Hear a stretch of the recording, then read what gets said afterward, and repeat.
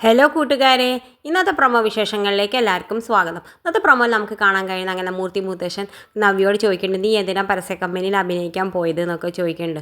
ആ സമയത്ത് നവ്യ പറയുന്നുണ്ട്, ഞാൻ എൻ്റെ ഭർത്താവിൻ്റെ സമ്മതത്തോടു കൂടിയിട്ടാണ് പോയത്, പിന്നെ എന്തിനാ എനിക്ക് ആരെങ്കിലും പേടിക്കേണ്ടതെന്നൊക്കെ പറയുന്നത്. ഇതൊക്കെ മൂർത്തി മുത്തശ്ശൻ കേട്ടിട്ട് ഞെട്ടുന്നുണ്ട്. ഇതൊക്കെ അഭി സമ്മതിച്ചിട്ടാണെന്ന് മനസ്സിലാവുന്നുണ്ട്. പിന്നെ കാണിക്കുന്നത് നമ്മുടെ ഗോവിന്ദും കരങ്ങി നന്ദുവിനോട് ചോദിക്കുന്നുണ്ട്, ഇതൊക്കെ അഭി അറിഞ്ഞിട്ടാണോ നവ്യ ഈ പരസ്യത്തിൽ അഭിനയിക്കാൻ പോണത് എന്ന് പറഞ്ഞിട്ട്. ആ അഭി സമ്മതിച്ചിട്ടാണ്, അഭി അവൻ്റെ അമ്മിയാണ് ഇതിൻ്റെ പിന്നിൽ നവ്യേച്ചിനെ പിരികേറ്റി വിടുന്നത് എന്നൊക്കെ പറയുന്നുണ്ട്.